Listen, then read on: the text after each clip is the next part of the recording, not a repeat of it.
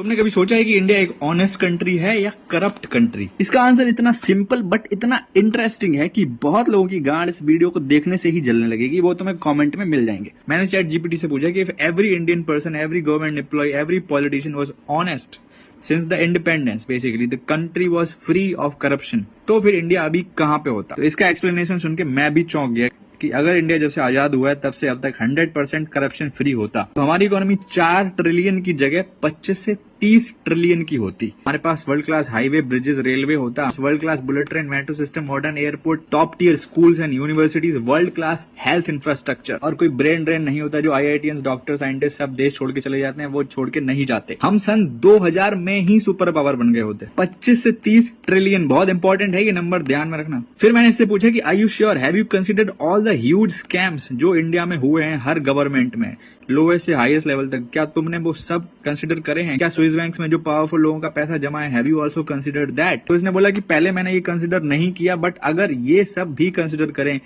Tourist scam, कोल scam, water scam, जितने भी countless scam हुए हैं इस देश में, और जो ब्लैक मनी लोगों का बाहर के देशों में जमा है, और हर छोटे लेवल पे सरकारी ऑफिस में जो स्कैम होता है, अगर वो सारा पैसा देश के डेवलपमेंट में लगा होता तो हमारी इकोनॉमी पता है कितनी होती? अबाउट 38 ट्रिलियन डॉलर्स, जो कि यूएस से ऑलमोस्ट 10 ट्रिलियन ज्यादा है। मतलब हमारे आसपास भी कोई नहीं होता। और अब आता है थोड़ा कंट्रोवर्शियल पार्ट। फिर मैंने इसको बोला कि जो बड़े बड़े मंदिरों में अरबों खरबों का चंदा जाता है, have you considered that also?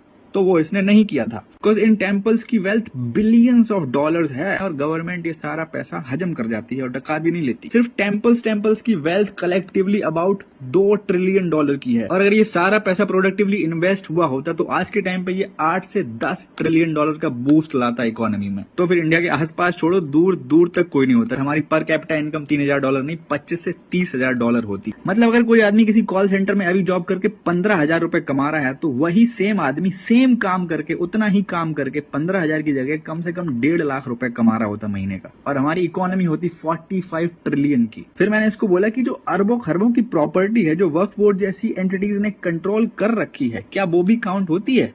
तो इसने बोला yes, that does count. Waqf board जैसी एंटिटी जितनी प्रॉपर्टी कंट्रोल करता है उसकी कैलकुलेटिव वैल्यू 1 से 2 ट्रिलियन डॉलर्स की है। अगर ये प्रॉपर्टी फ्री होती और इसका प्रोडक्टिव यूज करा गया होता तो एटलीस्ट 2 से 3 ट्रिलियन का बूस्ट लाता है इकोनॉमी में। सोचो जरा 2025 में हम कहाँ हो सकते थे और हम कहाँ पे हैं।